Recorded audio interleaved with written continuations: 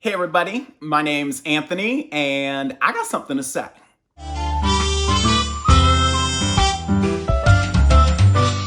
All right, so this week was rough, to say the least. Okay, let's start with positive things. All right, so our university won football, and then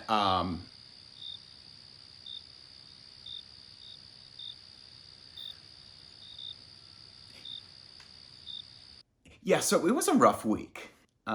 Some of you may have seen a post I made earlier this week. Without going into too much detail, a group came from out of state to the place where I work, which is a major Southern university, and in the name of their faith system, decided to spread a message that could best be described as bigoted. It was racist, sexist, homophobic, transphobic, Islamophobic, anti-Semitic, and just awful and full of slurs and harm and trauma. And whoo, am I carrying it? And I feel guilty even talking about it from my perspective, but let's be real, I only get one insider's perspective and it's mine. I have a job that I love, that I get to do the work that I get to do. I get to think about building community, giving students an opportunity to explore their cultural identities, especially Q BIPOC students. For those who don't know, Q BIPOC stands for Queer, Black, Indigenous, People of Color. And that doesn't mean that I just focus on these communities. I'm at this place trying to think about, how do we create inclusive space? How do we create safety? How do we go about challenging systemic and ideological hate that exists? I was not surprised by anything that this group had to say, sadly, but it never sucks any less to hear it. And it sucks even more seeing young folks who, some of which have never heard anything like that before, many of which have heard it. But I think to have it all condensed at one time and in a place that they felt safe or were attempting to feel safe in, it hurt. It hurt them. And I tried to make myself as large as possible and to connect with other staff members and other students there who were trying to basically empty the sinking boat with, but what's that analogy where it's like you're in a boat and there's a hole and you have a bucket and you're basically, that was happening. And at the same time trying to process my own harm in that, right? Like that's so much of what it means to be living in this world right now. It's so much of what it means to want to see social change happen in a world that you're living in currently. I just want to see students get to engage in uncomfortable, rigorous debate and be the leaders that they are naturally. This generation is incredible. Gen Z are born leaders, in my opinion. I want to be led by them. I want to help support them. I want to create resource or find resource and make sure that they have access to it. But holy smokes, all of this stuff is a lot to do, and I am just being honest that I'm realizing that so much of the weight that I thought I could carry on my own, I can't. And I am grateful for my partner, and I'm grateful for my family, and I'm grateful for my friend circles. But I encourage all of you, if you're continuing to listen to this, support one another, love one another. I don't know, for me, it's like, if I was to say like the 4 things I wish people would do more, one would be check in with your Q BIPOC folks.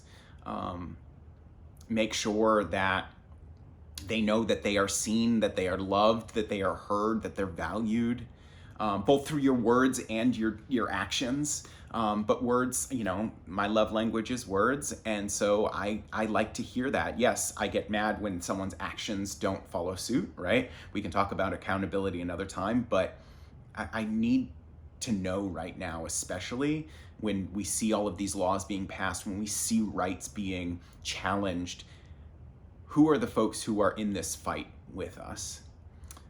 The second thing is knowing that this work is not just the work of QBIPOC folks, and that the harm that's caused when racism, homophobia, transphobia, sexism, that hurts everybody.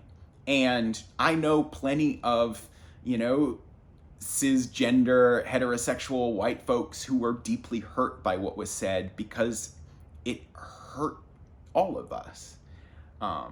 And so I want to make sure that we understand that in order for us to build safe and equitable and inclusive community, it means that we need to be taking care of one another. So I guess that leads to my number three, which is, you love how I check my fingers to make sure, and yes, that's three, is anybody who has hung out with me yet this year knows my mantra for this year is self-care, excuse my language, self-care, it's all about the community, honey. That's the full slogan. You can put that on a t-shirt. We'll put it on a merch page someday. But seriously, self-care is incredible. We all need to be taken care of at the individual level. But I think so much of self-care has been focused on you as an individual seeking out the means by which to take care of yourself. And yes, you have to be the one instituting those practices sometimes, but you also need your community to be pouring into you. I need to be letting my people know what I need to be taken care of, and I need those around me to help support me in those efforts, to hold me accountable, to give me the time and space to seek out those means of self-care. And when I can't afford it, both in time and money and energy, that folks help me. And so that's where I'm all about the community and making sure that you're sharing with one another what you need. And if you have the means to be able to help them get that, get it for them, knowing that it is cyclical. It will come back to you. And if it isn't coming back to you, let people know. And we have to build the community that we seek to be a part of. And I know that that's hard. And I know it goes back to that thing at the beginning where it's like when hate is out there and QBIPOC and like my brain explodes. I need to basically say I need to express it more to the people around me. And so I am asking others to do the same so that I'm not alone in that effort. And then the fourth thing would be to vote. Honestly, this is not I'm honestly trying to be as nonpartisan as possible. I just want people to be civically engaged. I live here in Arkansas and we rank 50th out of 50 in voter turnout. Not cute. And so I tell people all the time, I don't care who you vote for. I don't care how you vote. I just want you to vote. And so, www.vote.gov, vote.gov. It's a nonpartisan website. You can go check to see if you're registered. And if you're not, you can click the link and actually register to vote. So please, make sure that you're registered. Make sure that people in your circle are registered. Take care of those around you and know that we do not deserve to be hurt and harmed. We deserve to have people trying to increase respect and reducing harm, which is my personal mission. But it is not a mission that I will ever be fully successful at, other than at a personal level, if we all aren't invested in increasing respect and reducing harm. It doesn't mean that I will end racism or you will end homophobia or any of us will end transphobia in our lifetimes, but we sure as heck have an opportunity to make some progress along the way.